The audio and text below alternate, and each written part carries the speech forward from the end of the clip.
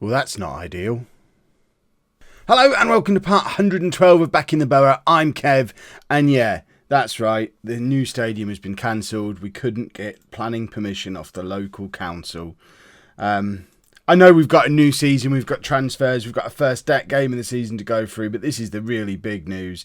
The new stadium cancelled, and it was down to lack of planning permission. Apparently our existing ground does have expansion capacity up to about 8,000 according to the message that came through, so we could potentially, look, it's still got future stadium plans on there, but we can't have it, so we could potentially add another couple of thousand seats to our stadium, but that's not a lot of use, is it? And I can't request that from the board yet. Nothing on there to do with stadiums is available to be requested, so all those lovely plans we had about coming back up to the Championship and moving into the new ground, that's gone, isn't it? So we have a new plan, and this is fed into my new transfer policy that I've had in place for the summer.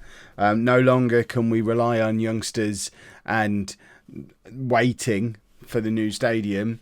It's been made pretty clear we have to make it to the Premier League based on our current facilities. So my transfer policy has been adjusted accordingly. Let's never speak of this new stadium again. Stupid thing. So, coming up on today's episode, where are we? We have all of our summer transfers as per usual, plus the first game of the new season against Moneybags Swindon. That's right, we are back in the Championship, and that's also right, this episode did come out at 3 o'clock rather than 4 o'clock because the World Cup starts this week. There's a slight change to the schedule for the next couple of weeks at least.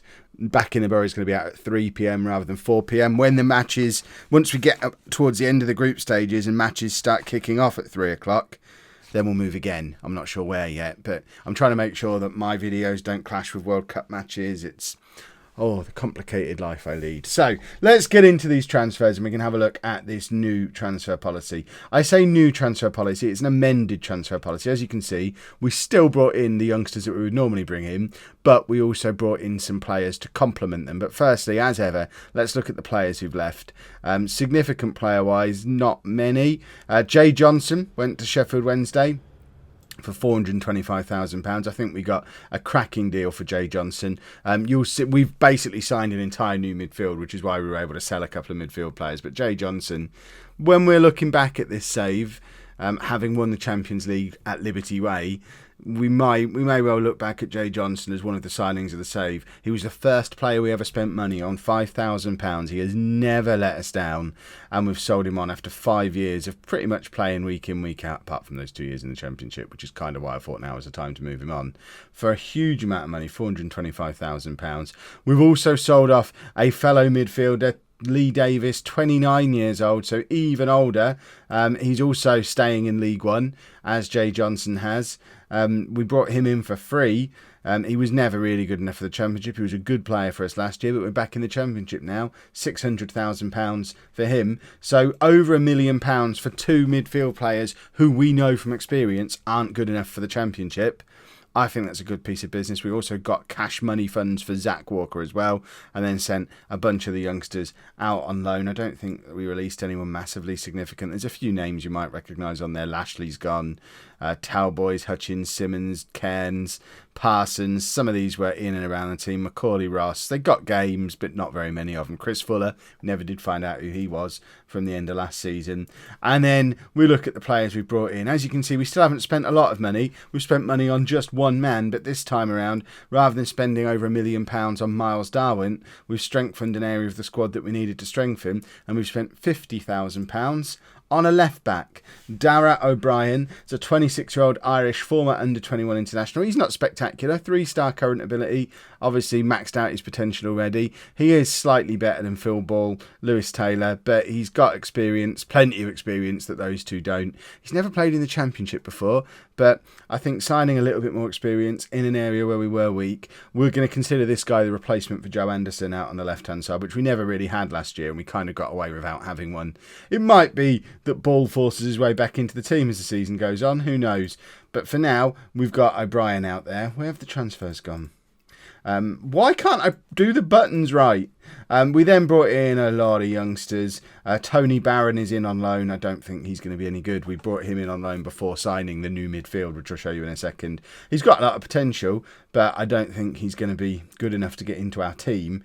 And then where's our new midfielders? They're mixed in amongst all these youngsters. We'll pick them out eventually because hopefully I've remembered their names. Lots and lots of youngsters, and here we go. Peter Anderson, signing of the summer. This guy's going to be 25-year-old central midfielder, 3.5-star current ability. He comes in as one of our best midfielders at the club and one of 3 central midfielders who signed for us on free transfers from Exeter.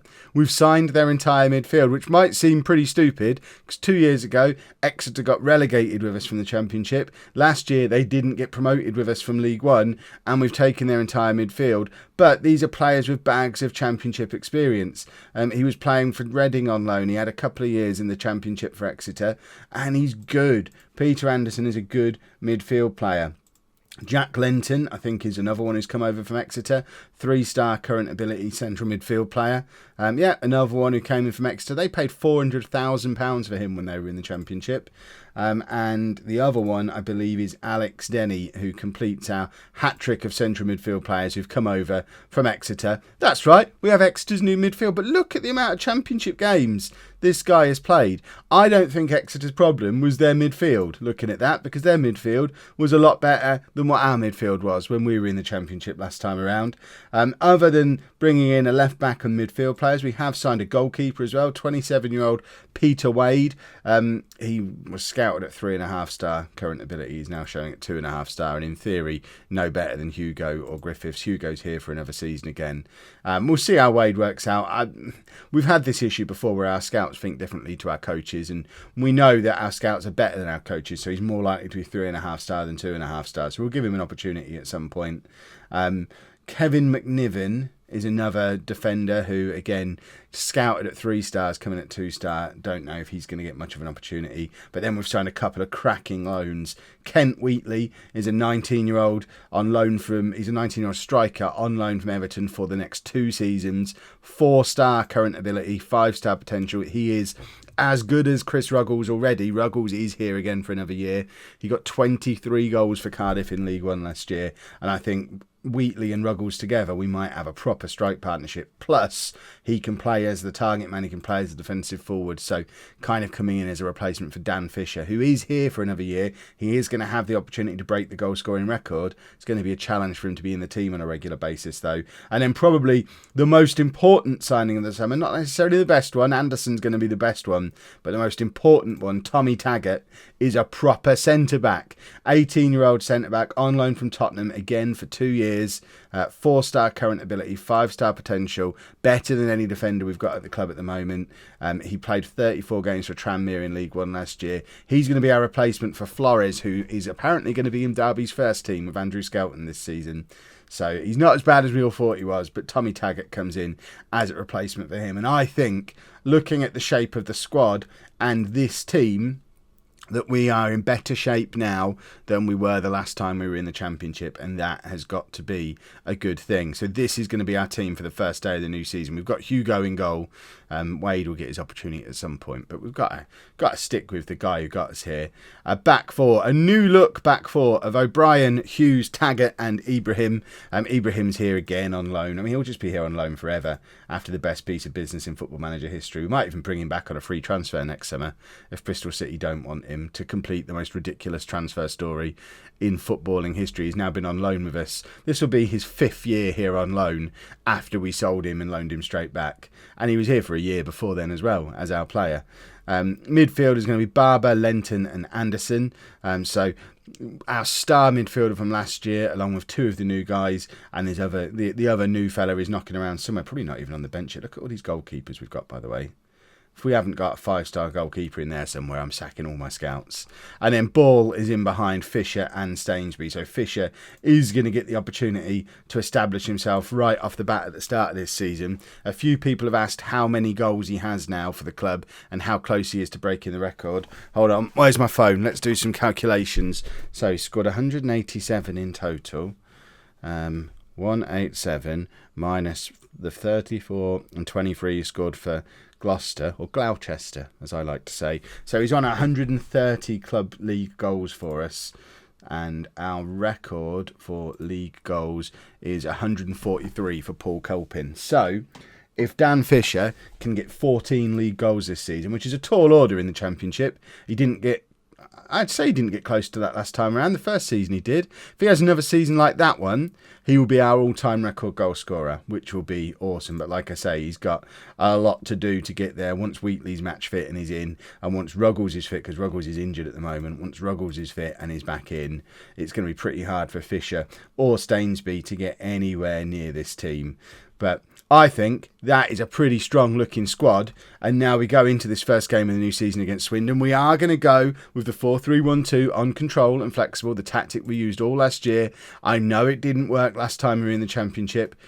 In fact, that's not strictly true. It didn't work the second season last time around in the Championship. That first season, when we finished mid-table in the Championship after getting promoted, we did the 4-3-1-2 all the way through and we finished mid-table.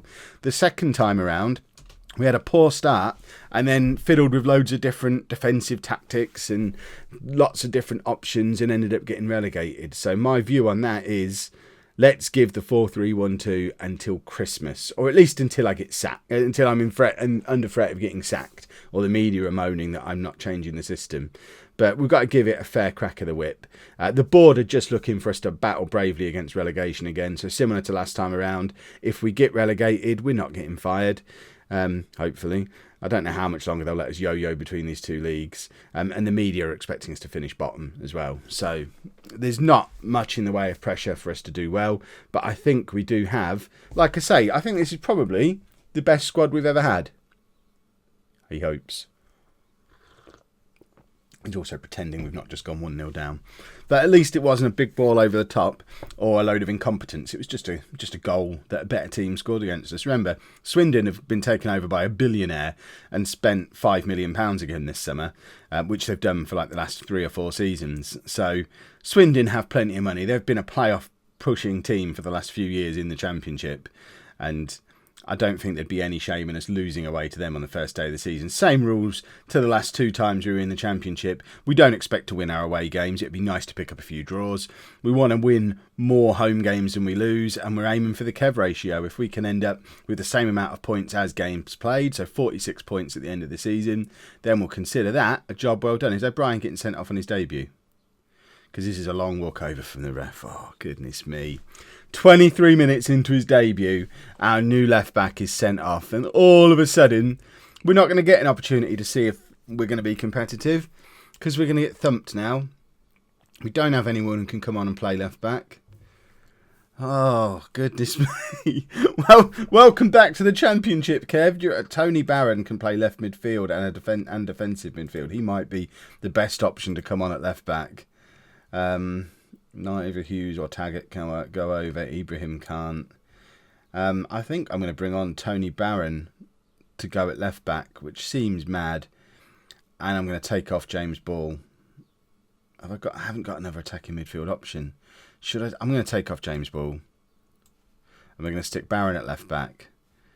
And we'll see how the poor lad gets on. He's come in at the start of the summer expecting to be a regular starter in our central midfield, because that's what the plan was until we signed the 3 from Exeter.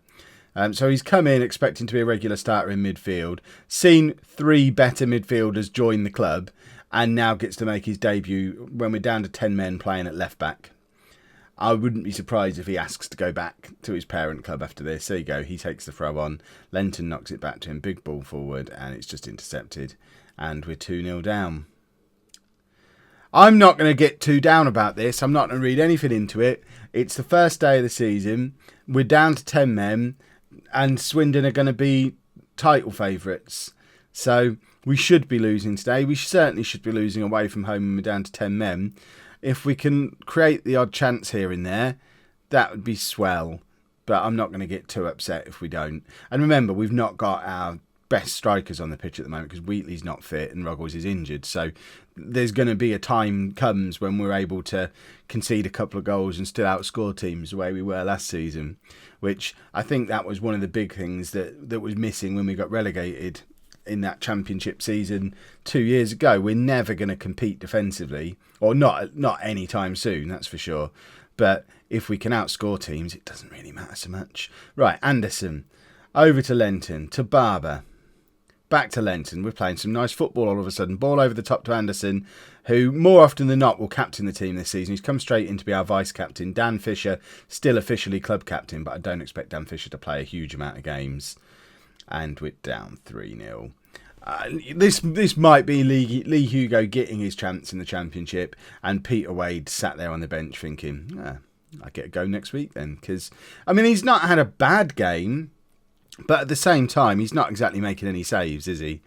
And he's not even dived for that. He's not come out for the cross, and he's not dived to try and save the shot as a result of it. So what contribution has he actually made there as a goalkeeper?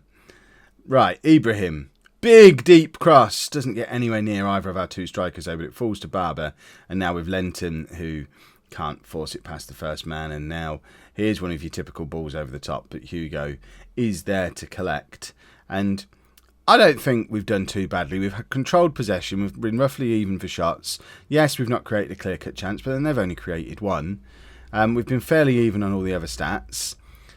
I think the difference today, there's been two differences. One, we've been down to 10 men for most of the match. And two, our goalkeeper's not played well, which I know that's like a broken record. Dan Fisher, one step closer to being all-time record goal scorer for Nuneaton. What's that, 12 to go? No, 13 to go to break the record, 12 to equal it. But Dan Fisher is back in the championship, back scoring goals again, on a reduced contract as well. I mentioned at the end of last season that he was on £8,000 a week and wouldn't reduce. I think he's on about £5,500 now as a backup player on his contract.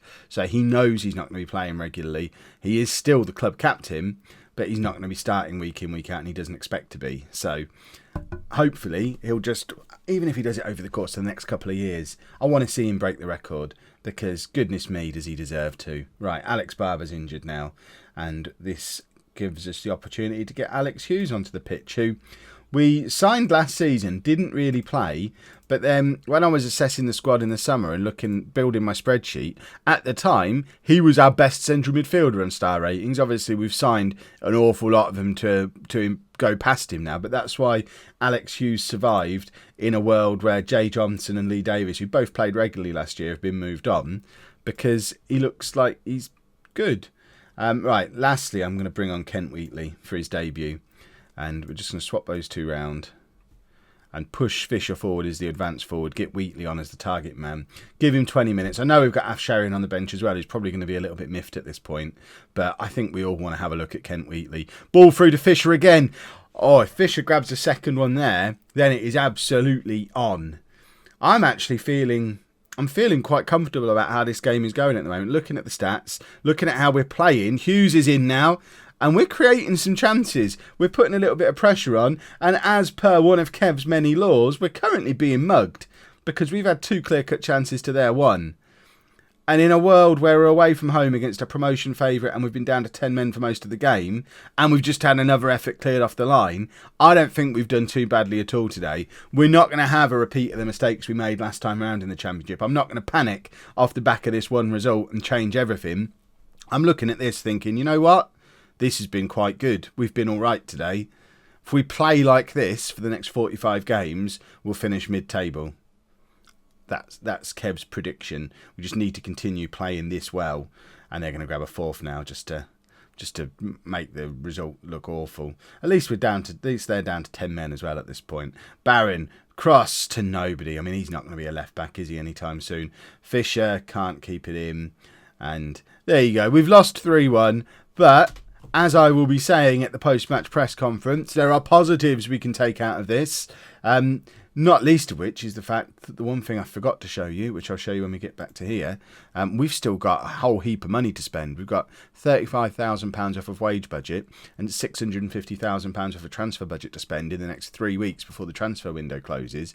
So there's probably going to be more players yet as well that you'll meet tomorrow. I would still love to sign a proper goalkeeper. Still haven't been able to find one, but if one just happens to turn up on my doorstep, in fact, let me prove it to you. If we go to our scouted players and filter by goalkeeper, this is where the perfect goalkeeper appears. I mean, I guess we could afford this guy, but he won't get a work permit. This guy, he's a youngster who could get better, but at the moment isn't any better than what we've got. And he's being scouted at the moment, but it looks like someone else is going to get in ahead of us. And then, I mean, we can just keep going down. Youngster. Who are you, Barry Stewart? Are you any good? Actually, maybe. Maybe we'll look at Barry Stewart. Who knows? But that will be a story for tomorrow. If you've enjoyed that, please make sure you leave a nice big thumbs up on there for me. Subscribe to the channel for daily Football Manager videos. And thank you very much for watching.